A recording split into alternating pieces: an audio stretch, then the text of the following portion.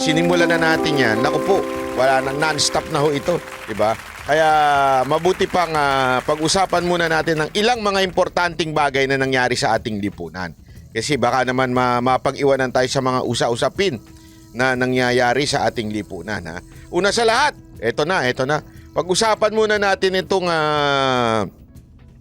ginagawa ng China. Eto kasing China talaga. Oh. Ay nako, hindi lang nyo sinisira ang moralidad ng mga Pilipino dyan sa pogo-pogo nyo.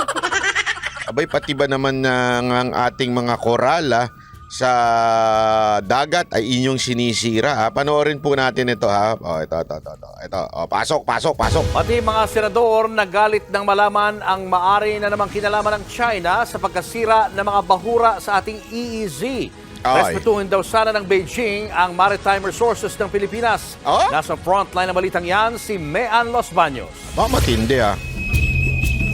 Ipinakita ni Senator Francis Tolentino ang mga larawan ng itsura sa ilalim ng Escoda o Sabina Shoal bago ang di umano'y pag-harvest o pagsira sa mga coral sa ilalim ng dagat. Sa isang larawan, makikitang mas marami at mas matingkad ang kulay dilaw. Pero sa isa, halos puro puti na lang ang ilalim ng Sabina Shoal dahil wala na raw ang tirahan ng mga... Alam mo, sa totoo lang, ito dapat ang binibigyan ng confidential funds. Bakit to? Kasi talagang pag si Senator Tolentino talagang lagi siyang kumpleto ho, talagang nagre-research, talaga ho siya yung pagka nagpresenta sa Senado, meron talaga ho siya mga pruweba ng mga nangyayari. Isipin nyo, kasi siya ho ang may hawak sa ating committee na isa nag-handle po dito sa ating West Philippine Sea. Talaga nga namang ginagawa niya yung kanyang trabaho at talagang meron siyang research team. Yan ang maganda dito kay Senator Tolentino. Kaya ito yung pinakita niya kung saan yung mga coral natin sa dagat mukhang nasira na. Sabi nga niya dito sa balita na ito, mukhang may ibang tinatayo tapos tinanggal. Kaya nasira, kaya nagkaganyan-ganyan na. Magkaiba na po yung kulay ngayon ng ilalim ng Escoda. So ibig sabihin, merong pinatong na materyales, nakakaiba dun sa natural elements niya, nung hindi pa durug-durug yung corals. Hindi na ito natural. Ipinakita rin ni Tolentino. Actually, tama ka dyan, Sir Kirstan. Sino ba ang DNR Secretary? Parang ang mas nagtatrabaho pa to si Senator Tolentino pagdating sa ganyan-ganyan kaysa tong DNR Secretary natin. Hello, gising! DENR, gising-gising naman dyan ng trabaho din pag may time. Ang iba pang itsura ngayon sa ilalim ng Iroquois Reef at Sabina Shoal matapos mawasak ang mga bahura. Kita rin ang kumpulan ng mga Chinese vessel kaya kumbinsido ang mga senador na sila ang may kagagawa ng pagkasira ng mga coral reef. Maliwanag daw na pasok ang Iroquois Reef at Sabina Shoal sa ating exclusive economic zone kaya dapat na maningil ng danyos mula sa China. Pwede raw magsampa ng kaso sa International Court of Justice o kaya sa International Tribunal for the Law of the Sea. Kasi pag tinakluban mo yung lugar, hindi na alam kung ano nangyayari sa likod. Hindi ito ordinary na swarming lang, may ginagawa. Merong patutunguhan. Si Senate President Mig Zubiri tinawag na pananabotahe ang ginawa ng China. Because of that, they're also sabotaging our ability to feed our people. Dahil mawawala na pong isda itong mga lugar na ito. Wala po akong masasabi kung hindi nakakainis talaga. Apila ni Zubiri sa China sa pamamagitan ng Chinese Embassy, tigilan na ang pagsira sa coral reefs sa West Philippine Sea. Sana respetuhin po nila. Kung hindi po sila nagre-respeto sa ating arbitral ruling, at least irespeto naman po nila ang marine resources. Sa paunguna rin ni Senate President Zubiri, isusulong ng mga senador na dagdagan ng budget ng AFP. Kabilang na dyan ang ilalaang 600 million pesos para sa pagpapatayo ng mga marine radio stations sa iba't ibang sulok ng bansa. Yan ay para daw mabantayan ng gusto mga karagatan, lalong-lalo na ang West Philippine Sea. Nalulungkot naman si Senator Jinggoy Estrada na puro na lang daw tayo paghahain ng diplomatic protest pero hindi naman pinapansin ng China. Malinaw daw na dapat nang umaksyon ng ehekutibo. Pati yung ating mga coral reefs ay inuhubaran na nila At nakakaawa na itong ating mga kababayan. Lagi lang tayo nagmamakawa sa kanila na wala naman nangyayari. And I think it's about time that we have to take action on this. Dahil sa panibagong pangaharas, giniit ni Senator Bato de la Rosa na hindi talaga dapat magtiwala sa China. Hindi magtiwala dahil mayroon talaga silang sariling agenda para sa kanilang bansa. Tayo naman, we have to protect our own hanggat sa makaya natin. Nagbabalita mula sa Frontline, Mean Los Baños, News 5. Mga kapatid, Julius Ayan. Bato po. Alam nyo, marami nagsasabi, nakikita ko, binabasa ko, yung may mga nagagalit na sinasabi nila, bakit dati hindi kayo umiimik, ganyan-ganyan? Dati naman, nung panahon ni PRRD, masyado kayong pro-China, ba't ngayon lang kayo nagsasalita? Hindi naman po sa ganun. Sa tingin ko, hindi naman po sa ganun. Sa tingin ko, napuno lang yung salop, ika nga. Ibig sabihin, dati kasi, hindi ho masyadong hindi ganun ka-agresibo ang China. Maybe because ngayon talagang tumotodo tayo sa Amerika kaya medyo nagiging agresibo na sila. Noon medyo slight lang. Hindi ko sinasabing wala silang ginagawang pambubuli ha. Hindi ho yan ang punto natin. Meron. Pero slight lang ika nga.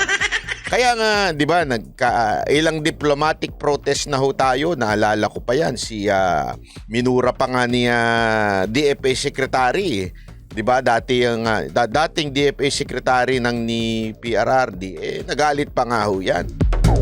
Kaya lang ngayon mas nagiging agresibo sila at mas nakikita natin o mas landakan ika nga yung kanilang ginagawa.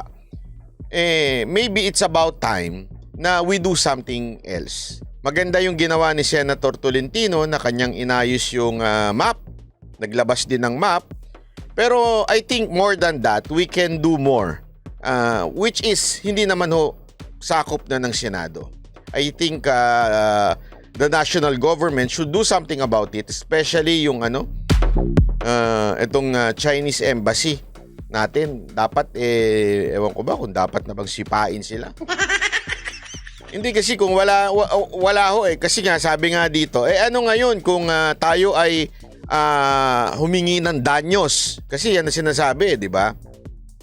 Na si Senator Tolentino sabi niya, it's about time humingi na tayo ng danyos. Ibig sabihin ng parang damage fee dahil nasira yung ating mga corals yung which belong sa atin. Dapat humingi na tayo. Sige, sabihin na natin nagdemanda tayo sa International Court. At sabi nga nila, siguradong kakatigan tayo. Papanigan tayo ng International Court.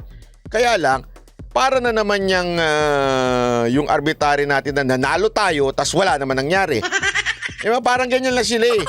Kasi nga may pagkabastos talaga itong China na hindi nire-respeto ang mga desisyon na ganyan.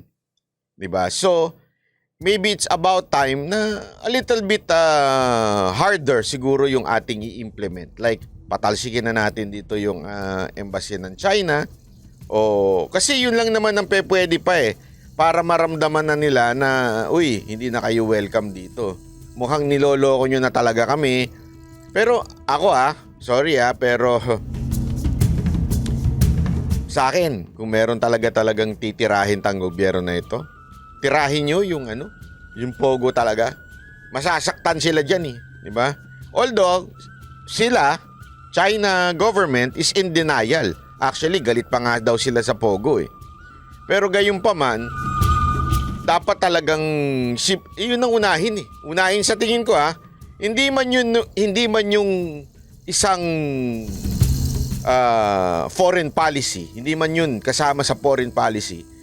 Pero more than anything else, yun talaga ang pinaka may damage sa atin. May napanood nga ako kanina yung prostitution na ang mga Chinese pala 100 to 200,000 ibinibenta yung mga Chinese walker. Napanood ko lang nahuli yung bugaw nila 100 to 200,000. Sabi ko nga 5,000 meron na 1.5 meron na. Bakit naman 100 napakamahal? Ano ba? Singkit din ba yan?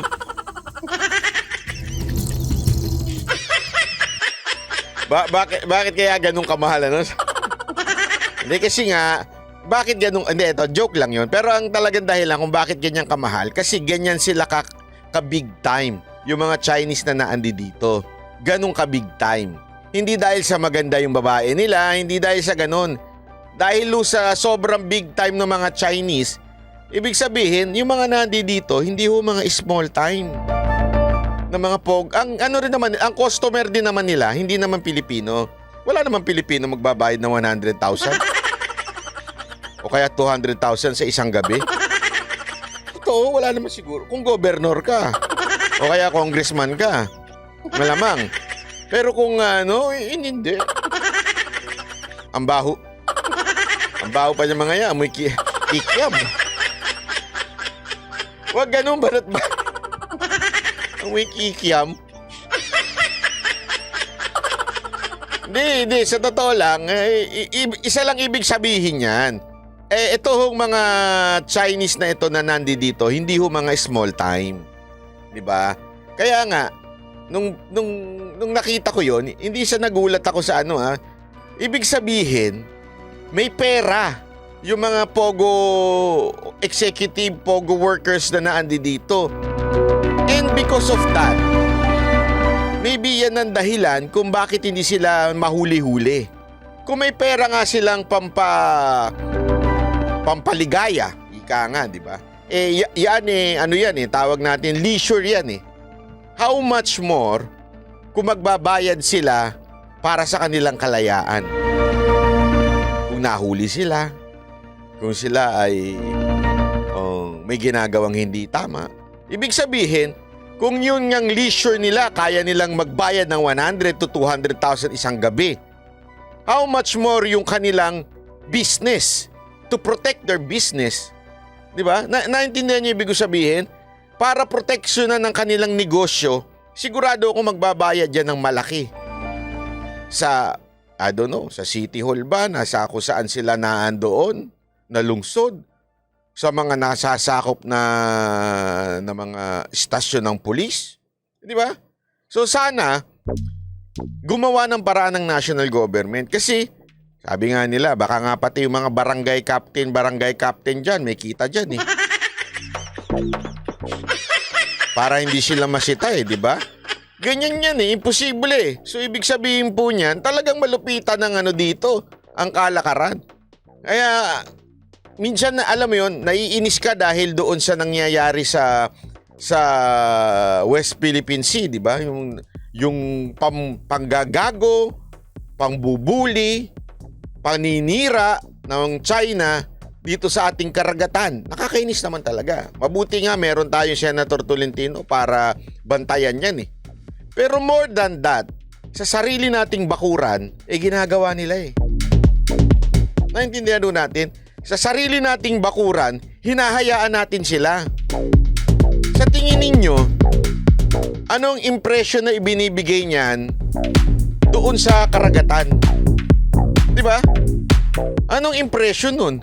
Ang impression nun, simple lang. Kung doon nga kami sa loob, walang problema eh. Dito pa kaya? Dito, mga sarili naming mga tao, ilang ship ang kaya namin i-deploy dito. Isipin niyo yun ilang ship ang kaya nilang i-deploy doon. Dito nga sa loob, hindi sila maka-deploy pero nakakalusot sila sa mga katarantaduhan nila. Diba? Kaya nga, I don't know. I really hope the national government will do something about this pogo-pogo na to. At hindi lang yung pakitang tao. Sino ba dapat yan? Immigration.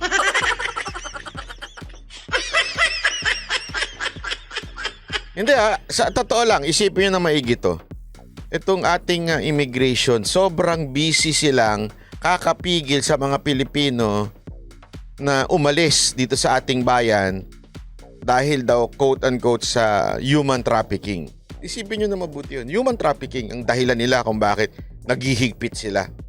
Diba? Ibig sabihin, eto mga kababayan natin ginagamit para para diba? Pero sa totoo lang, itong mga kababayan natin na ito, Kaya naman po sila nagaganyan in the first place. Most of them, nahihirapan sa napakaraming papel o papeles o dokumentong kailangan para lang maging OFW. Kaya minsan ginagawa nilang shortcut. Although I disagree. Pero sa akin siguro gusto nyo mabawasan na human trafficking. Make it easy for them, diba, to go out of this country and work. If we cannot give them work, bakit ba natin pinipigilan? Sa loob-loob ko nga eto ha. Kayo ho ba mga kababayan kung nasa ibang bansa, mga ibang lahi dyan? Diba? Ibang lahi, gusto nyo magtrabaho sa Pilipinas. May pakialam ba sa inyo yung bansa ninyo? Pipigilan ba kayo? Hingan ba kayo ng OEC? Hingan ba kayo ng training? Ang dami bang hihingin sa inyo? Hindi naman Wala kang pakialam sa inyo Ang may pakialam, yung bansang pinag-a-applyan nyo. Which is tama naman. Okay? So sa akin, kung OFW ka, hindi na ka dapat pahirapan kumuha ng kung ano-anong papel. Ang dami pang papel. Hindi ko maintindihan bakit nyo pinipigilan. Wala na nga tayong trabaho. Di ba? Tapos pipigilan nyo para nyo sinasabing you belong to us. We owe you. We own you. Parang ganun isipin nyo hindi na nga madaling mag-apply sa ibang bansa dahil napakarami na ngang papel na hinihingi niyan. Degree pa na kailangan mo, tapos dadagdagan pa natin. 'Di ba? Ganun pa tayo ganyan kayo kabising immigration. Pinahihirapan yung mga Pilipino instead na mag-focus kayo sa mga illegal na alien. Hindi yung alien na pinag-usapan natin kagabi Yung mga illegal na Chinese worker dito, sila nga hindi lang human trafficking ang ginagawa. Alam nyo ba sila mismo meron silang mga pasensya na sa term pero ito ang totoo.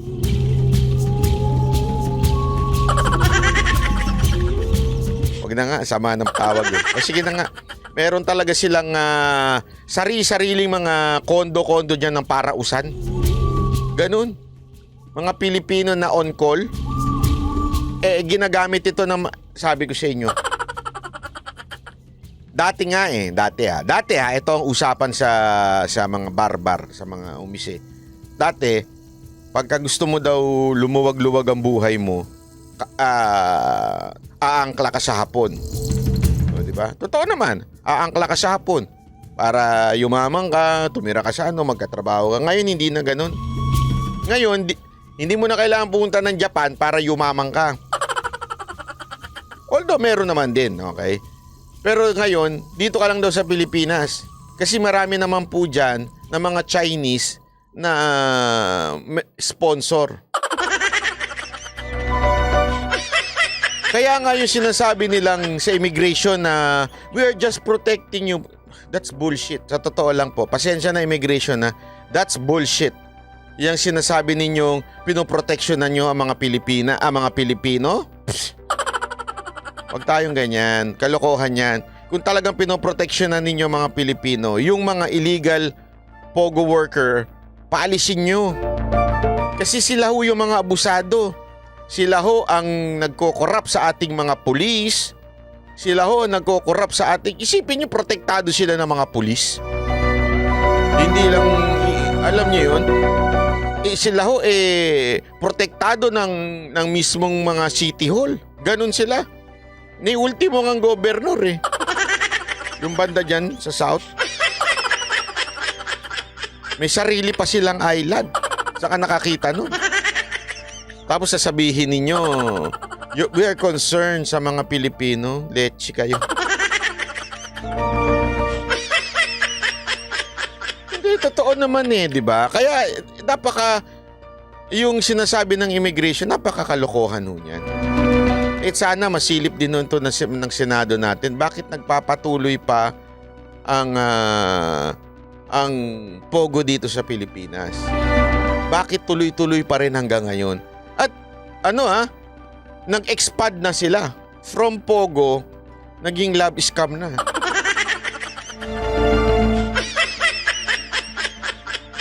naging mga scammer na. Walang biro, 'di ba? Ganun nakatindi, 'di ba? So sana ho yan ang silipin ng ating gobyerno. O ito pa.